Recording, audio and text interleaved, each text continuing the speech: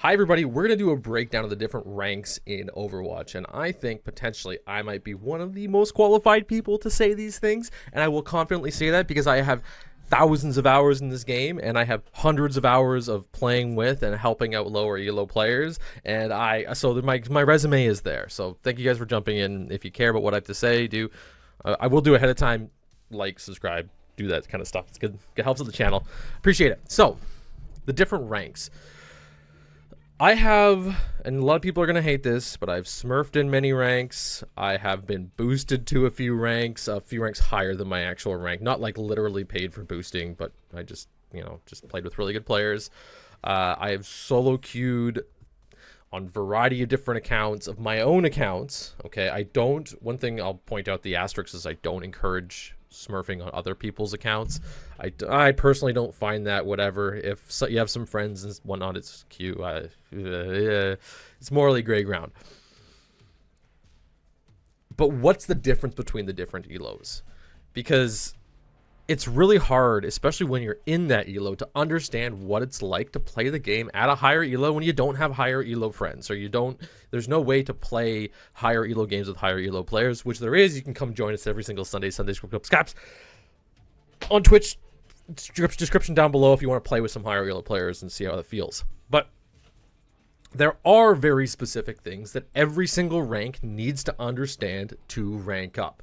There are, of course, a lot of players that will just fly by these ranks and they don't know why they flew by them. A lot of the times they'll just go, this person sucks, they can't aim, they can't do whatever. And there's a lot of somewhat truth to that, but it's hard when you're naturally skilled at certain things, and even when naturally skilled, you roll the dice and you get a random lucky chance to complete some kind of task, encounter some kind of thing, and you just do it, and you do it over and over again. You're lucky enough that it succeeds in a lot of things. It's very easy to say that's what's there. What's hard is sucking and getting better. So where do we start? Let's start at bronze, because of course bronze is the rough rank. It is the rank where if you're stuck in bronze, there's going to be something that is wrong with your bike. I'm going to use a bicycle analogy here just to give people a little bit of reference. It's easy to understand. If you're in bronze, you are probably not able to ride a bike. Simple as that. I don't care whether or not your Reinhardt's an idiot, whether your Mercy won't res you, whether your Ana won't heal you, or your Genji won't ult. I don't care. If you're in bronze, your ability to ride the bike is zero. Now, you may be able to hop on the bike. If you've ever seen like a kid and they're trying to learn how to ride a bike, they're like, I ride a bike, I ride a tricycle. It's like, not really the same thing. There's going to be some kind of foundation in there that you're having a problem with. Now, if you're stuck in bronze, that means that's awesome, actually. That's really awesome for you, because it means that all you got to do is just learn how to quickly ride the bike. This is going to involve quite a few very basic concepts like, okay, crosshair placement, positioning, the difference between like spamming and poking, maybe even for a lot of people just getting a good internet connection, or getting a decent computer, or getting a decent mouse and keyboard. Those are the things bronze players need to understand the most, because there's not a single bronze player that I've seen that couldn't get to silver if they didn't have some kind of issue. And I'll point out one small issue that I've seen quite a few bronze players have, is they do things that are like actively against winning. Your whole team's dead. Well, what do? They try and survive for as long as possible. They go and they hide. Or do they not know the whole team's dead? Is the whole team alive? Do they just run in there and die for no reason? Normally, again, there's something that's causing you to not be able to ride the bike. Are you trying to ride the bike without wheels? Right? Is something broken in your system? That is bronze. So now, silver rank. What happens in silver? What's the difference? Silver rank is usually somebody has a bike. It's not the best bike in the world, and it could even be that somebody is not like seasoned cyclist but spent a lot of money on their bike, so they do have a really good bike, but they're relatively inefficient at riding the bike. The average Overwatch player, you can put them in a parking lot and they'll be able to ride the bike around no problem. Same thing, like, well, the analogy with a hero. You'll be able to take a hero, and you'll hear this from like every single silver player. They'll go, I know how to play this hero. And I'm going to say right away, no, you don't. Even, well, he's not silver right now, but I know somebody hopefully is going to be watching this. And, you know, he's going like, no, you don't know how to play your, I don't care how many hours you have. If you're in silver, you do not understand how to play your hero at all. I don't care how much you know WASD. And that's the silver rank. Silver rank can WASD. They can click on things. They can move from place. They know where the point is. They know to stick together with their team. But there's going to be something fundamentally incorrect that they haven't fully addressed. Like, let's say you're on your bike, hopping off a curb, hopping onto a curb. Those are things, if you can get those things, you won't be in silver anymore. A silver Lucio doesn't properly manage their boost, their amp, and stands in really dumb spots. Same with the gold, well, you know. But these are very fundamental things to the hero that need to happen almost every single fight. You're going to be encountering this curb version of Overwatch in silver every single game. You need to be able to do it. Now, part of this comes from knowing what curb you can jump off of and what curb you can't. I've known a lot of silver players, they can jump off 90% of the curbs no problem. But 10% of the curbs are what show up every single game they have. And every time they come across that one thing, they fail at it. It could be, let's use an example, defending on an area. Silver players a lot of time will just go in and feed. The question is why? Who knows? There's a lot of reasons, but they do. You may go, I'm in silver, you absolutely do. No question about it. Because if you didn't, you'd probably be in gold. This is one of the biggest things actually that I'm seeing in silver players is like dying early in the fight. Simple as that. If you stop doing that, you're out of it. There are a lot of other things that you can do, of course, in silver to get out. Right? We're going to learn how to ride on gravel, how to ride over roots. Like, those are all the things you learn in silver, which someone who's been biking for years, their entire life, knows how to do easily and is perfecting it. But you just want to get into the routine of it. So that's silver. Place your crosshair in the right spot. Stand in the right spot. Use your abilities. Just kind of get the basics down. So gold. Where's gold? What is gold? How... Gold, man. Most people are in gold. How do you get out of gold? This is going to be the secret to getting out of gold. Okay? The secret to getting out of gold is to make sure your bike is tuned up and to make sure you can do the basic tricks. That's all that is. A lot of the times I'll see gold players, especially DPS players, where they're like, but I killed the entire enemy team. I killed everybody. I did everything. I went and I did it. And it's like, yeah, but did you defend your team at all? Did you defend your Ana who got jumped? And they're like, well, no, but she needs to take care of it. And it's like, no. That's what you need to do. That's your job. You came to a curb. You fell off of the curb. You can't blame somebody else. And a lot of the times, they're just doing it in the wrong spot. So I know this on defense personally. Back in my gold days, when I was trying to get my way out of, I got myself out of silver. I was in gold, holding myself on, or whatever. It was literally like, I would be on defense, and then all of a sudden I'd be like, let me just do this play to go kill somebody. I'd try it, I'd kill them, they'd kill me, we'd lose the fight. And it's like, well, why did that happen? Because all I needed to do was just roll my bike off the curb, stand with the team, get the kill, but I didn't. I tried something cheeky. I tried, like, guys, I'm going to do a backflip here. And it's like, it doesn't really work that way.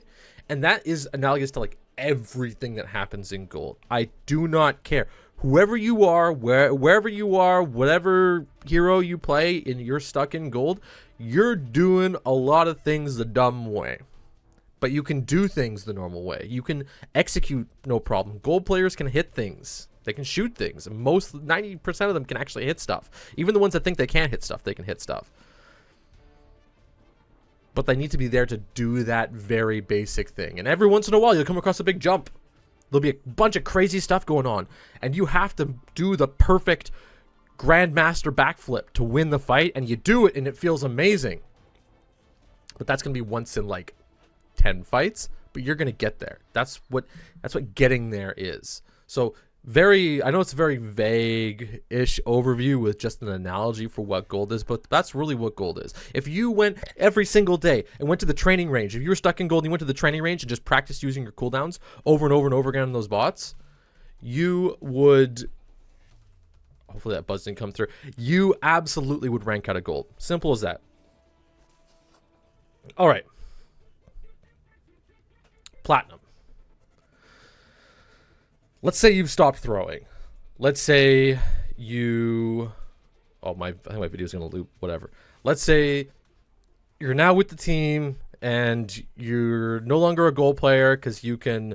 Whenever a Pharah flies up in your Cassidy, you can hit the Pharah easily, shoot her out of the air, no problem. Every time you are Reinhardt, you start blocking enemy Reinhardt Earth Shatters and whatever. You're Ana, you're starting to throw more sleep darts and sleep the enemy when they ult you. There's all these little things that... I'm going to actually add another video here too.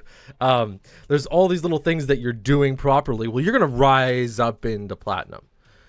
And the hard part is, like, when you're now in Platinum and you're already doing these things and they're the really hard things, and once in every 10 games you're doing these grandmaster backflips and you're still not winning. Why? Because you're jumping off of curbs. We have our bike analogy. You're doing all the basic things. You're switching gears when you need to, right? You are dipping in and out of traffic as you need to. You're getting to your destination really quick, but you're still losing games because you're in Platinum. What's going on? Well, in Platinum, you have 4 other players. Used to be 5, but 4 other players that you will also have to help out. And if you don't help those people out, you're going to be stuck in Platinum forever. I spent like 1,000 hours in Platinum. Easily in and out of Diamond here and there when I was doing it. And still do. I still play a ton of Platinum games. It is really that everybody is not doing what they need to help their team out. And the question is, but isn't killing the enemy team like what I need to do to help my team out? No. No. You need to defend your team. Like, you need to know what your role is as a character. You need to know at least what you're going for. Because I will see, let's just point out, Platinum Tracers, again, that go and kill the entire enemy team. They don't kill the one tank, and the tank kills their entire team. And the question is, like, well, you'd think, you know, your team could take on a 4v1 no problem. But that's not what winning is in Platinum. You have to be there so that when you wipe the entire enemy team, you can still wipe the last person out. Or your passive play, let's say you see a soldier up on the high ground there. You have to get him down from the high ground without your teammates getting killed by him. So how do you do that? That's a lot different than the mindset when you were in Platinum, where it's like, oh, soldier up on the high ground, I'm going to go kill him. Or when you're getting out of gold into Platinum, you're like, I have to kill him. That's like the foundation. So killing the soldier on the high ground is the gold, like, okay, hop off the curb, do the basic thing, get it. You're now in Platinum because you can consistently take him off the high ground. But you now have to do it in a way that helps your team. You now have to move left so the soldier moves right, and so that he drops down, so your Orisa can push in, so your Ryan can push in, so now you do a flank, and you dislodge this person from this area. That's where this starts. That's where Diamond players really start. So if you're having a problem, if you're stuck in Platinum in any way, think about your team. And if you don't know how to think about your team more, that's the issue. That's why you're in Platinum. Because getting out of there, once you start moving into the Diamond area, you start to know where those things are. You start to know what messed up. It's not, did we pop off the curb and land it? It's, did we pop off the curb into soft mud and land it?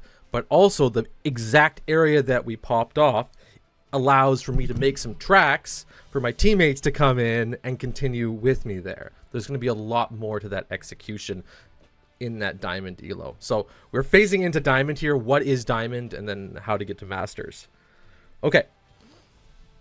So Diamond, you know how to work with your team. You know how to build things together. You know how to build the compositions. You know how to keep your teammates alive. You know how to react to enemy ultimates. You have at least some perspective on all the different parts of the game. And if you don't, damn, you're lucky. For some reason you got there. Hallelujah. To get to Masters is not to be good in all optimal situations, but to be good in the situations that are not optimal at all. Because all of the games that were almost unwinnable for you when you were in Platinum, in a higher ELO game in Diamond, if you're a Masters player, those really hard games for you, you now have to make them really easy games. A Masters player breaks the game down into little parts and goes, is this a game where I can be more aggressive? Is this a game where I have to be more passive? Is this a composition where I can make flanky plays? Or is this a composition where I have to play really safe and protect my team from whatever's coming out? The stuff that you're supposed to do are the things that keep you in Diamond. But the stuff that you're not supposed to do that allow you to win are what allow you to get to Masters.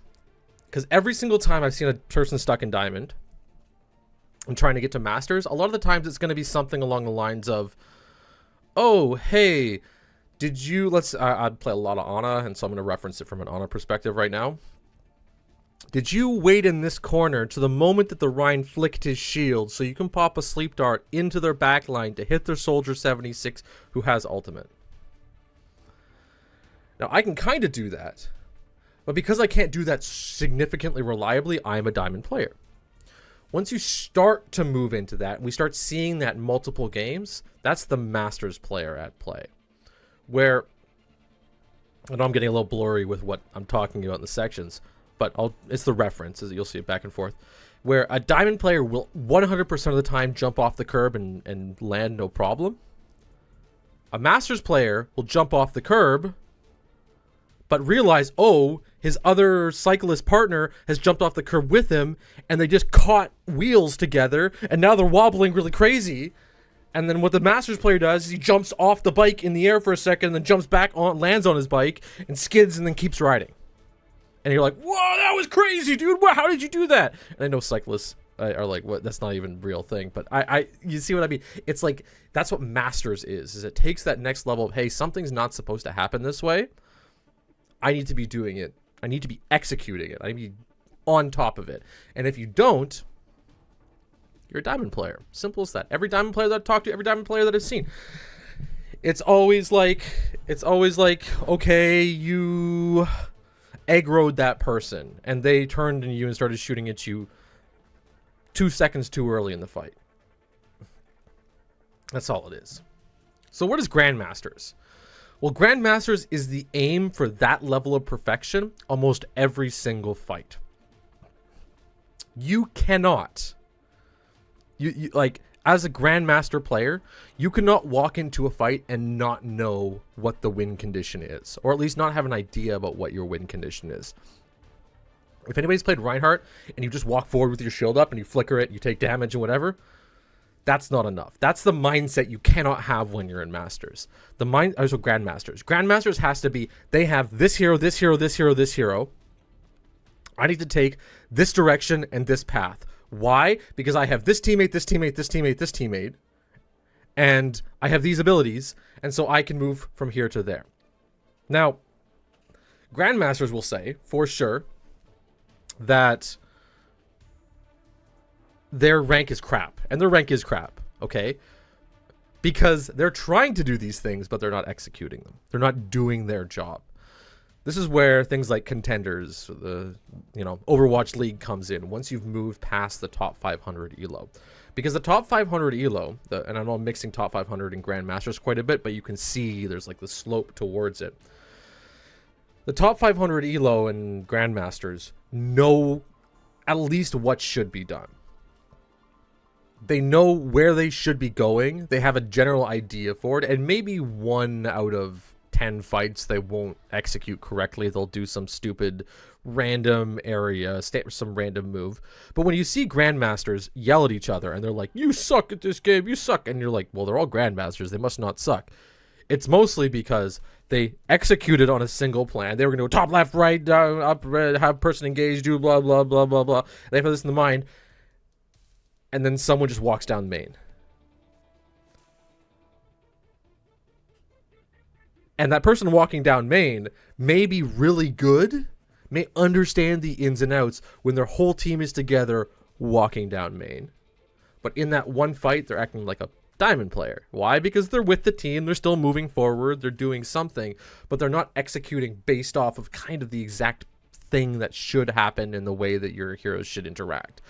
It's very hard for me to like summarize that part because there are so many different things that happen off of different hero interactions. So you will have, it's just something you're going to learn based on the meta and based on whatever is going on in there.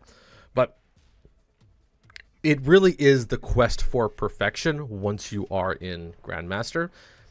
And you should be able to know this, I would say, above Diamond. You should be able to know what needs to go on above Diamond. If you're below Diamond, I don't expect you to like fully understand how you need to level up at all. Because if you are below Diamond, you like the reason why you're below Diamond is because you don't know. That's just the way it is. So I hope this guys, I hope this gave you guys a good perspective of the different ELOs. I could go into more detail, but I need to go have some water and, you know, whatever. Video's dragging on a little bit here. Hopefully the YouTube video up there was a little bit better this time too. I know I had some people go, hey, this is really messy. There's a lot of things. I kind of lightened it up a little bit and set up whatever. So hopefully that looks really good. If you guys like this, like, follow. I will also too, please tell me your experience with ranking up. I would like to know, because everybody's been through a variety of different ELOs. A lot of higher ELOs seem to have this big ego, but it's because they work so hard to get to that ELO. We tend to forget what happens on our way up. And sometimes we don't even play the game, but we do other things that increases our skill in that. And then we get to the game, we're above everybody else. So you skip kind of some of the ELOs. But I'm really curious, like, when you jump from one ELO to another, what do you notice? How do you change up your play style? Do you change up your play style? Do you even notice a difference between the different ELOs? So give me a little comment down below. Check it out.